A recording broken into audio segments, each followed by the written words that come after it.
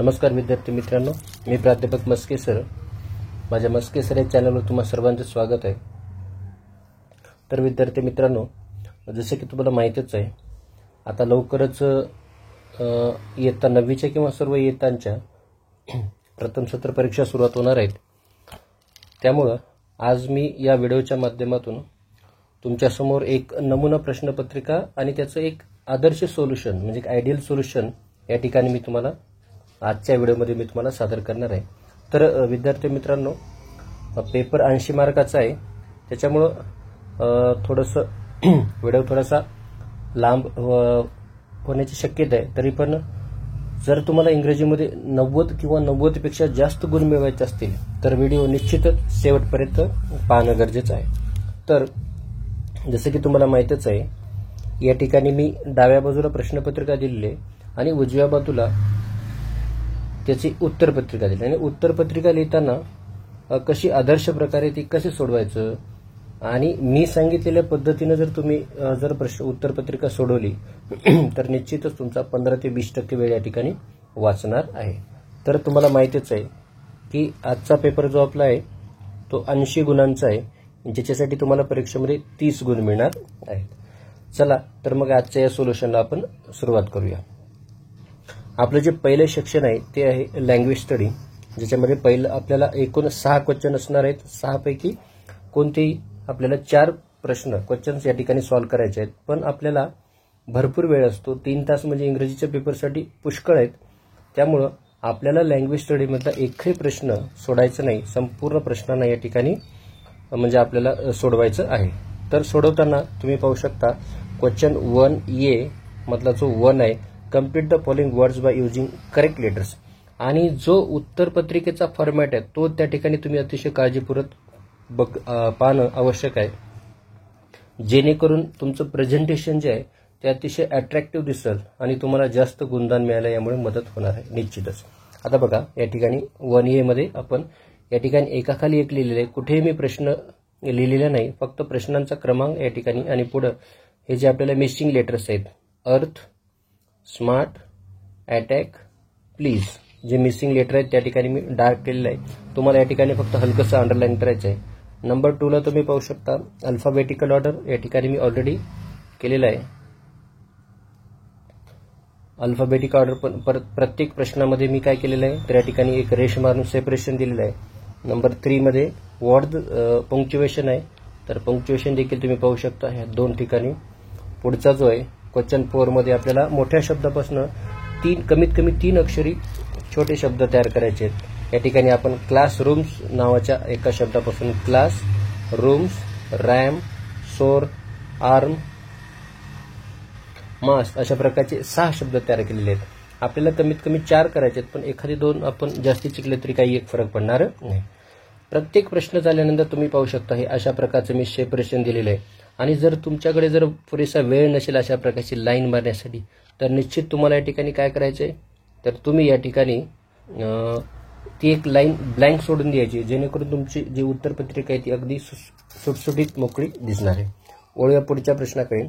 Web related words, या ठिकाणी boy दिलेलं आहे आणि एक एक्झाम्पल दिलेलं आहे ऑनेस्ट. बॉय हे नाऊन आहे आणि ऑनेस्ट हे ॲडजेक्टिव्ह. त्याच्यामुळे उरलेल्या या 4 याच्यामध्ये बॉक्समध्ये आपल्याला काय करायचे, या बॉयचे रिलेटेड ॲडजेक्टिव्ह टाकायचे. म्हणून आपण पहिला टाकला क्लेवर, ओबिडियंट, हार्डवर्किंग, हँडसम अशा प्रकारे. पुढच्या प्रश्नाकडे. पुढचा प्रश्न असेल जो वर्ड चेन आहे, ज्याच्यामध्ये आता आपल्याला वर्ड चेन जी आहे ॲडजेक्टिव्हची आहे. या ठिकाणी क्रुएल दिलेला आहे. आपण क्रुएल पासून पुढचे 4 ॲडजेक्टिव्ह शेवटच्या अक्षराने सुरुवात होणार आहे. एल पासून लॉंग, पुन्हा जी पासून गुड, याच्या डी पासून डल आणि एल पासून पुन्हा लाश. आता हा झाला क्वेश्चन 1A. आता वळूया क्वेश्चन 1B कडे, ज्याच्यामध्ये आपल्याला पुन्हा या ठिकाणी त्याच्यामध्ये A, B असे म्हणजे 2 प्रश्न असणार आहेत आणि प्रत्येकी 2 ला 2-2चा ऑप्शन म्हणजे पर्याय असणार आहेत आणि ज्याच्यासाठी आपल्याला फक्त 2 गुण असणार आहेत. त्यातला A आहे. A मध्ये आपल्याला काय करायचं, त्या ठिकाणी हे फ्रेज आपल्याला स्वतःच्या वाक्यामध्ये वापरायचे. या ठिकाणी मी प्रत्येकी 2-2 वाक्य केलेले, जसं my father brought a lot of fruits, they advised me to eat a lot of vegetables. यातलं दुसरं जे ऑप्शन आहे हे ए किंवा बी या दोन्हीपैकी एक, पण मी या ठिकाणी माझा एक तुम्हाला स्ट्रॉंग ॲडवाइस आहे की तुम्ही हा प्रत्येक प्रश्न सॉल्व्ह केला पाहिजे. तर या ठिकाणी आपल्याला काय करायचं, हा क्लॉज एक्सपॅन्ड करायचे, म्हणजे याच्या पुढे अर्थपूर्ण काही शब्द जोडून याला थोडंसं वाढवायचं. जसं you will get success if you work hard, you will get success if you focus on your गोल. आणि जो आपण क्लॉज या ठिकाणी एक्सपॅन्ड करतोय, जो अतिरिक्त भाग या ठिकाणी जोडतोय, तो मी या ठिकाणी अशा प्रकारे अंडरलाईन केलेला आहे. आणि त्याच्यानंतर पुन्हा तुम्ही पाहू शकता हे सेपरेशन, रेश मारणं, किंवा वेळ नसेल तर सिम्पली तुम्ही एका लाईनचा स्पेस सोडायचे. आता वळूया पुढच्या प्रश्नाकडे. 1A झालं या ठिकाणी. तर आता 1B कडे जाऊया, ज्या ठिकाणी 1B मध्ये आपल्याला क्वेश्चन 2 आहे, ज्याच्यामध्ये आपल्याला A आणि B असे दोन ऑप्शन्स असणार आहेत. ए मध्ये आपल्याला प्रिफिक्स किंवा सफिक्स ऍड करून नवीन शब्द तयार करायचे. तसं लकीज पासून आपण काय केलं, अनलकी, लकीली. मॅनेज पासून मॅनेजमेंट, मॅनेजर, मॅनेजेबल. एकापेक्षा दोन केलं तर काही एक हरकत नाहीये. पुढे जाऊया. आता पुढचा याच्यातला जो बी आहे, तो बी हे जे आपल्याला दोन वर्ड दिलेले ते दोन आपल्याला आपल्या स्वतःच्या वाक्यामध्ये या ठिकाणी वापरायचे. आणि इथं वापरताना काय करायचे की आपल्याला त्या शब्दाची जात आपल्याला बदलता कामा नाही. म्हणजे क्रियापद असेल तर तुम्ही क्रियापदाचं रूप बदलू शकता, पण नाऊन असेल तर so you have to use as a noun, not a verb or adjective or adverb. म्हणजे नाऊन असेल तर नाऊनच, वर्ब असेल तर वर्ब, ॲडजेक्टिव्ह असेल तर ॲडजेक्टिव्ह. तसं बघा, I am lucky to have such great students, I shall manage your business, he is lucky to become alive in that accident, the mother manages the house. आणि जे शब्द आपण यूज केलेत या ठिकाणी त्यांना अशा प्रकारे अंडरलाईन करून आपण तपासणाऱ्याला नेमकं त्या ठिकाणी फोकस करू शकतो. तर विद्यार्थी मित्रांनो, अशा प्रकारे हे झालं आपलं लँग्वेज स्टडी सेक्शन, जे आपल्याला 10 मार्कांसाठी असणार आहे. तर आता जाऊया आपल्या, आणि यासाठी आणखी दुसरी एक काळजी आपल्याला काय घ्यायची, उत्तरपत्रिका सॉल्व्ह करताना जी तुम्हाला 12 किंवा 16 पेजेसची उत्तरपत्रिका मिळणार आहे, त्यासाठी तुम्हाला पुन्हा प्रत्येक प्रश्न नवीन पेजवरती या ठिकाणी सुरुवात करायची. जसं आपण लँग्वेज स्टडीसाठी हा तुम्ही पाहू शकता, लँग्वेजसाठी आपण नवीन पेज घेतलं होतं सेक्शन 1 साठी. आता सेक्शन 1 संपलेलं आहे. सेक्शन 2 आपलं टेक्स्च्युअल पॅसेजेस आहे, त्याच्यासाठी आपण पुन्हा एकदा एका नवीन पेजची सुरुवात या ठिकाणी केलेली आहे. आणि नवीन पेजची सुरुवात करताना तुम्ही पाहू शकता, आता या सेक्शनमध्ये आपल्याला 2 पॅसेजेस असणार आहेत, जे 10-10 असे एकूण 20 गुणांसाठी असणार आहेत. आता पुढे बघा, आता हा पॅसेज या ठिकाणी तुम्हाला दिलेला आहे आपल्या. आता हा जो पेपर आहे आपल्या युनिट 1 आणि युनिट 2 वर असणार आहे, बरोबर. तर हा पॅसेज देखील आहे, तुम्ही एकदा आउटलाईन करून करू शकता. या ठिकाणी तुम्ही पाहू शकता question 2 A1 true or false असं फक्त मी टायटल दिलेलं आहे. क्वेश्चन 2 A आहे म्हणून या ठिकाणी A लिहिले, यातले फक्त फॉल्स, ट्रू, ट्रू, ट्रू जे काही स्टेटमेंट आहे ते स्टेटमेंट या ठिकाणी मी लिहिलेले आहेत. स्टेटमेंट फक्त ट्रू किंवा फॉल्स एवढंच तुम्हाला लिहायचं आहे, जेणेकरून तुमच्या या ठिकाणी 80% वेळ निश्चितच वाचणार आहे. हे स्टेटमेंट तुम्हाला अशा प्रकारचे हे पूर्ण स्टेटमेंट लिहावयाची अजिबात गरज नाही. ओके, आता जाऊया पुढच्या प्रश्नाकडे. पुढचा प्रश्न काय सांगतो, complete the following web diagram. Web diagram जसा दिला असेल तसाच काढा कृपया, कारण ही कृतीपत्रिका आहे, त्याच्यामुळे यातल्या कृती सगळ्या करणं गरजेचं आहे. आता जसं एक्झाम्पल या ठिकाणी, अ डेसिपल ऑफ द व्हॉइसेस फ्रॉम घनघोर forest came to Andher Nagari because. तो कशासाठी या ठिकाणी आला होता, त्याचे 4 रिझन्स या ठिकाणी मी दिले आहेत. Number 1, number 2, number 3, number. तर तुम्ही एक रिलॅक्स वेळेमध्ये हा व्हिडिओ बघा, त्याच्यामुळे तुम्हाला हे सगळे उत्तर अगदी व्यवस्थित वाचता येतील.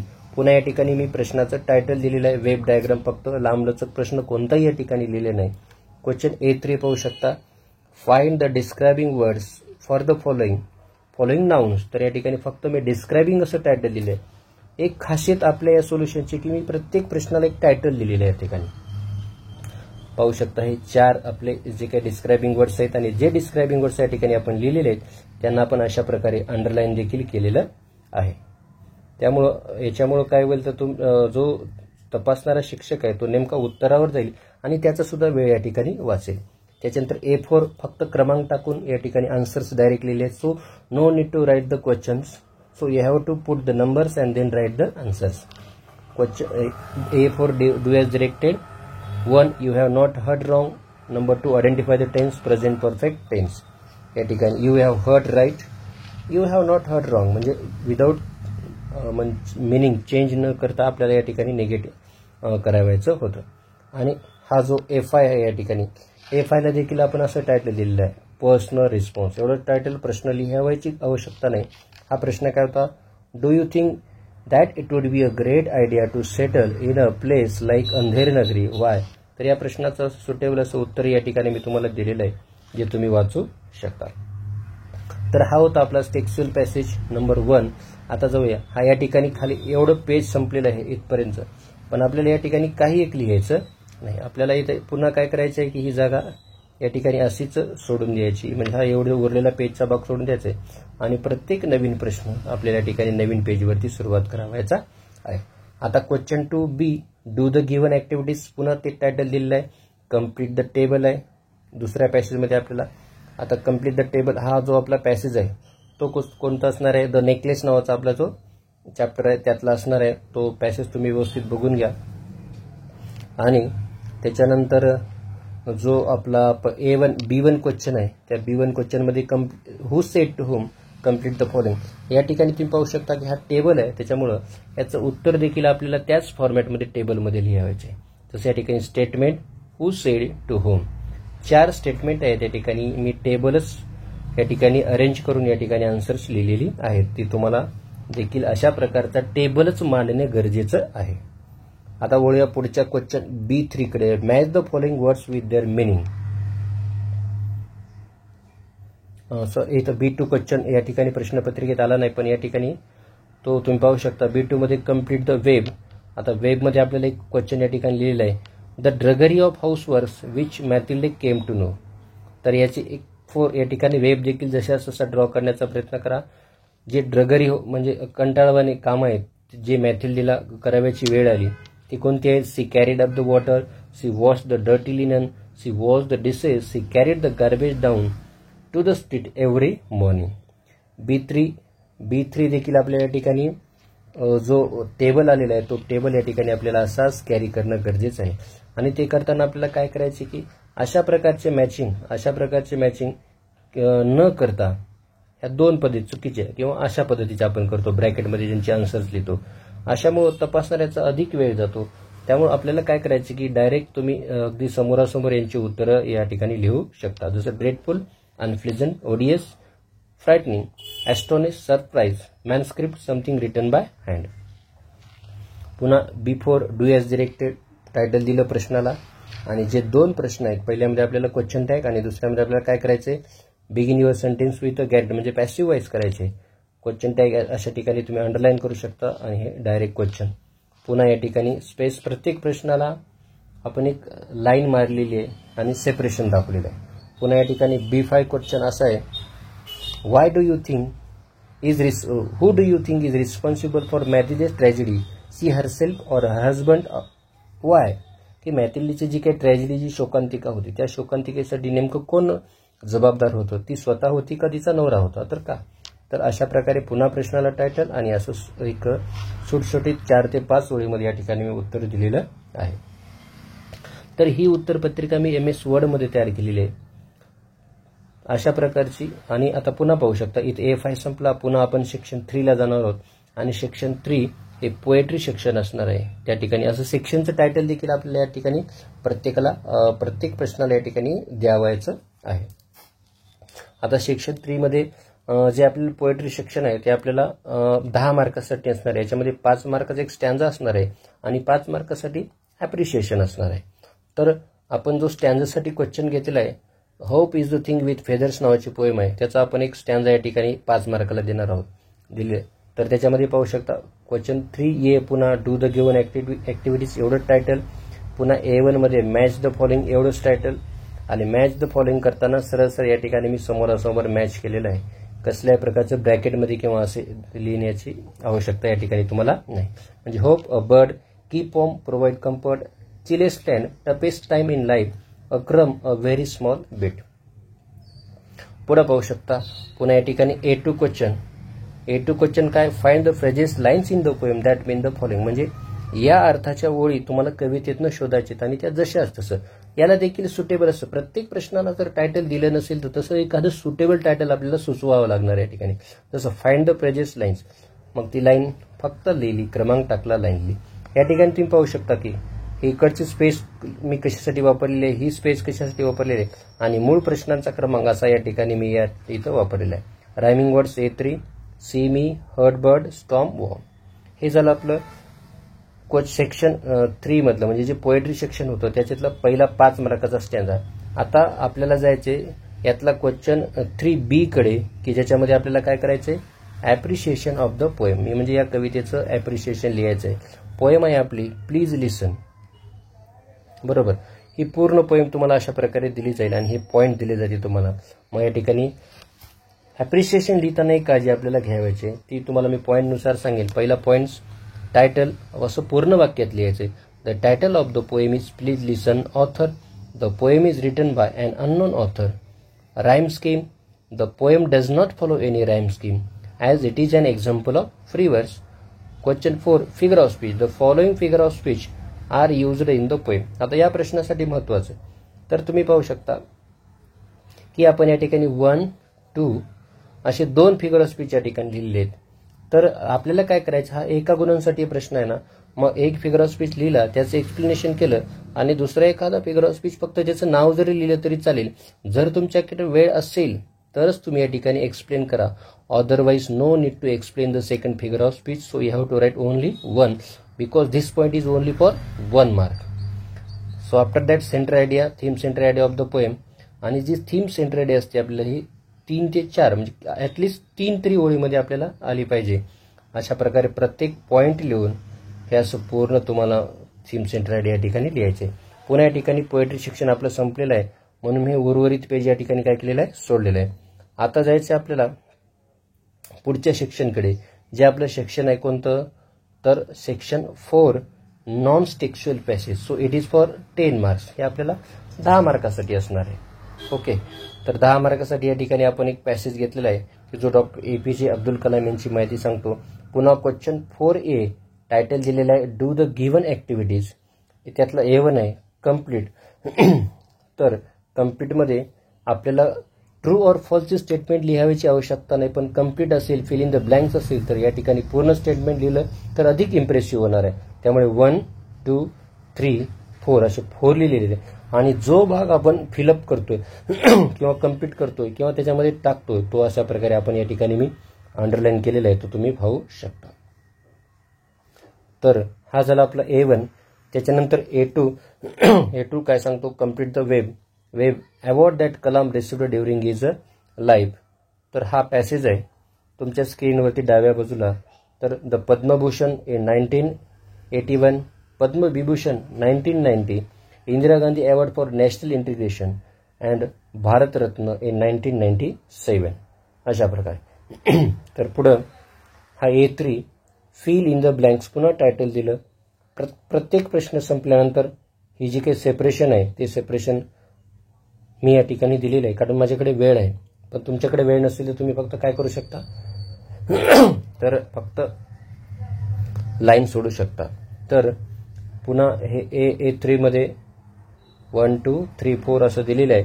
आणि जे तुम्ही ब्रॅकेटमधून चूज केलेले आहेत हे जे 4 शब्द आहेत A3चे, तर मूड अशा प्रकारे त्यांना मी या ठिकाणी अशा प्रकारे अंडरलाईन केलेलं आहे, जेणेकरून तपासणाऱ्याला या ठिकाणी नेमका फोकस होणार आहे.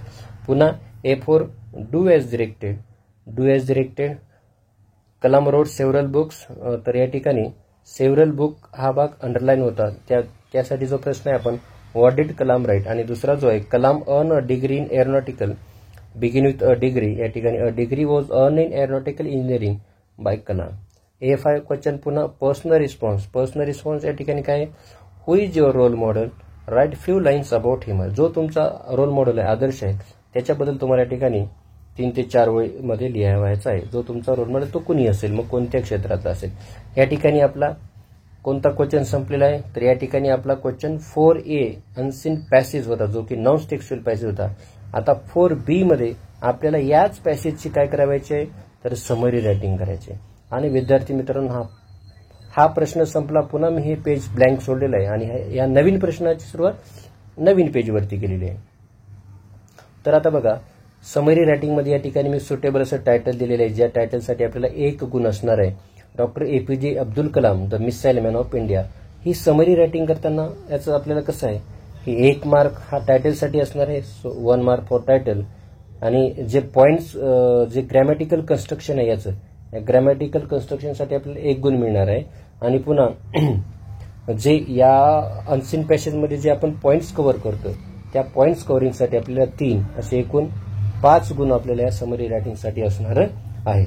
तर या ठिकाणी मी समरी रायटिंग लिहिलेली आहे, तुम्ही पाहू शकता की. आणि समरी रायटिंग लिहिताना आपल्याला जास्तीत जास्त ती आपल्या भाषेमध्ये आपल्याला ती लिहिता आली पाहिजे. तर आता वळूया पुढच्या सेक्शनकडे, जे सेक्शन असणार आहे आपलं अतिशय महत्त्वाचं. क्वेश्चन 4B पण झाला, सेक्शन 5 ज्याला आपण रायटिंग स्किल असं म्हणतो. आता या रायटिंग स्किल तर हा रायटिंग स्किल हा एकमेव प्रश्न आहे की जो आपल्याला 90ला क्रॉस करावा लागणारा मदत करणार आहे. तर रायटिंग स्किलमध्ये आपल्याला 2 लेटर असणार आहेत. आणि मी रायटिंग स्किलमध्ये आपल्याला प्रत्येक टॉपिकला एक और क्वेश्चन आहे की ज्याच्यामधनं मी तुम्हाला जो सोपा जाईल आणि ज्याच्यातून आपल्याला जास्तीत जास्त गुण मिळवता येईल त्याच म्हणजे प्रश्नाची या ठिकाणी मी निवड केलेली आहे.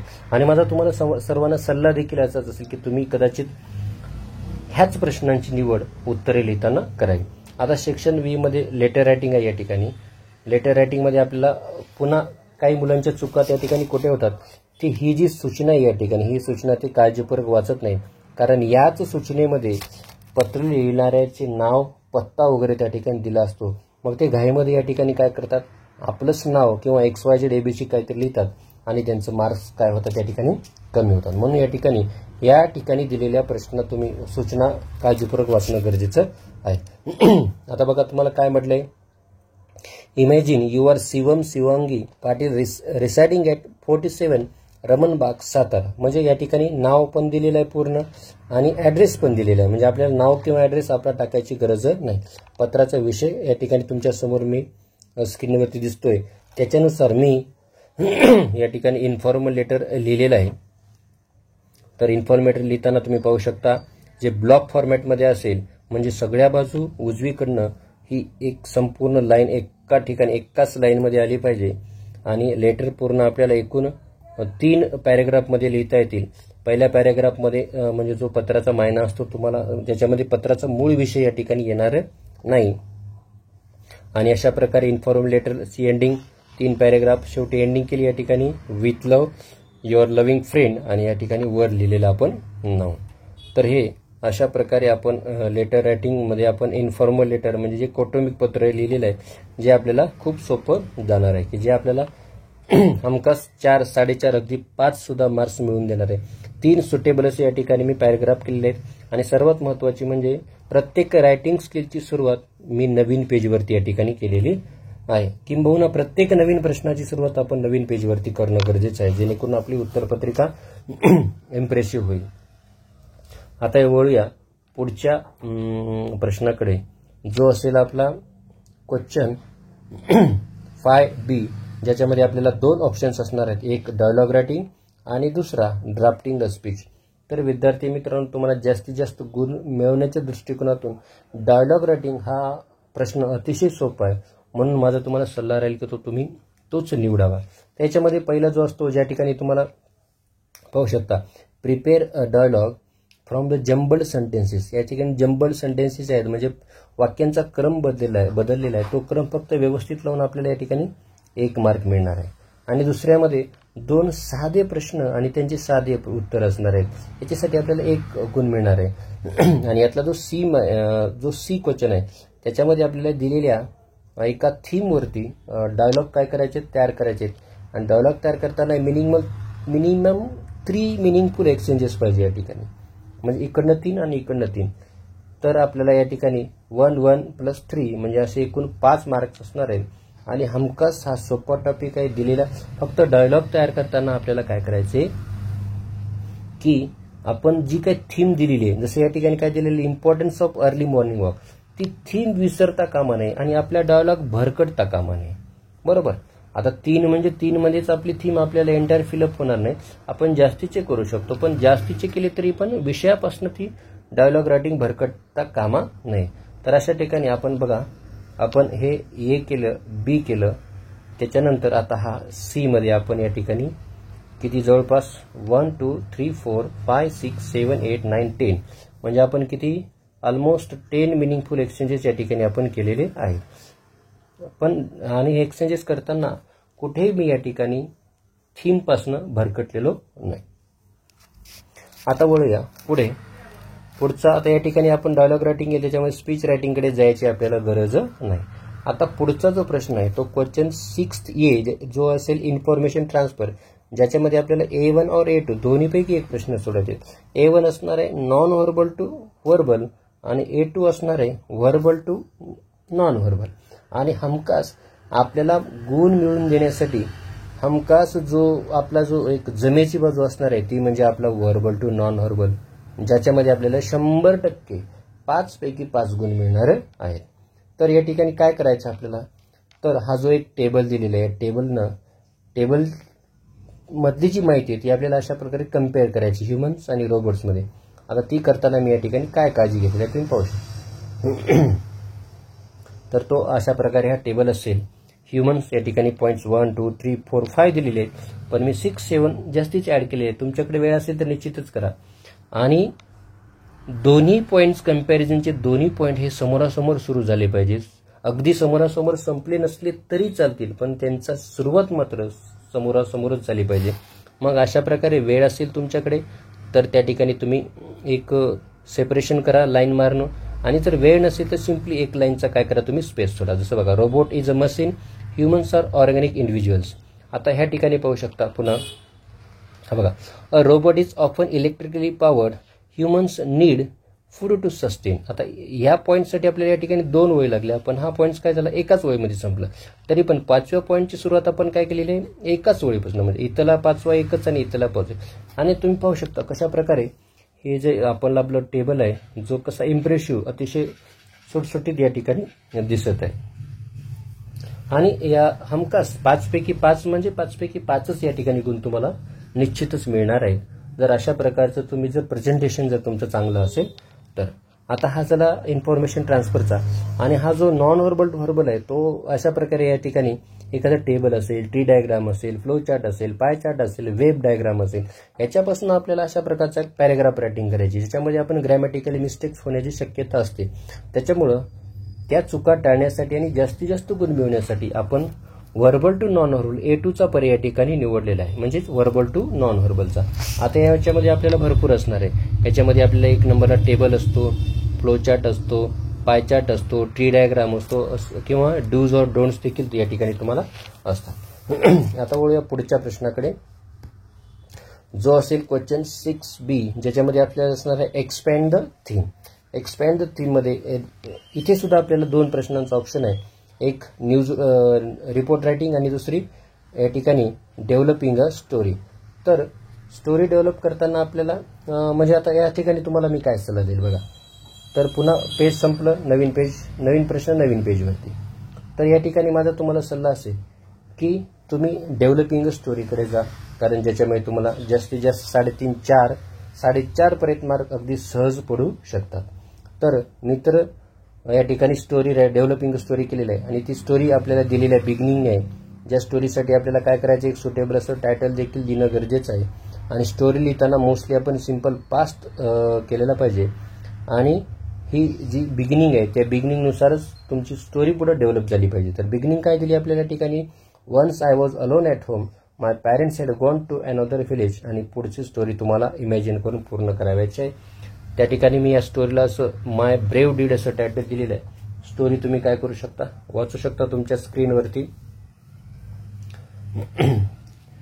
आणि जी 100 ते 150 शब्दामध्ये तुम्हाला या ठिकाणी पूर्ण करावायचे आहे.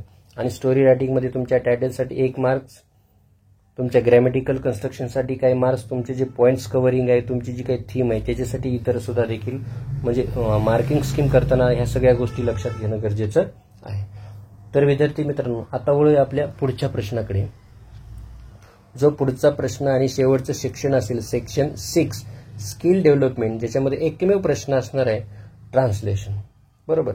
तर ट्रान्सलेशनमध्ये आपल्याला या ठिकाणी A, B आणि C असे 3 प्रश्न असणार आहेत. याच्यासाठी आपल्याला 2 गुण, याच्यासाठी 2 गुण आणि याच्यासाठी 1 गुण. याच्यामध्ये जे 6 शब्द आहेत या 6 पैकी आपल्याला 4 शब्दाचं मराठीत शुद्ध मराठी भाषेत ट्रान्सलेशन करायचे. यात 4 आहेत, या 4 मधल्या 2 वाक्यांचं मराठीत करायचे. आणि शेवटच्या प्रश्नामध्ये 2 म्हणी आहेत, या दोन्हीपैकी एका म्हणीचं म्हणीमध्येच रूपांतर करायचे. तर पुढे जाऊया.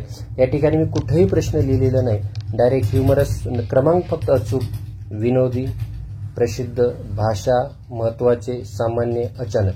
ट्रान्सलेशन करताना शब्दाच्या जातीनुसार ट्रान्सलेशन होणं गरजेचं आहे.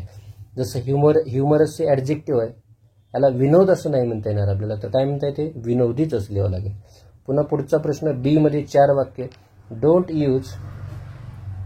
Don't use mobile phone while driving a car, की कार चालवताना किंवा 4 चाकी वाहन चालवताना भ्रमणध्वनीचा वापर करू नका. भ्रमणध्वनीच म्हणावं लागेल, मोबाईल आपल्याला म्हणता येणार नाही. Don't blow horse near school or hospitals.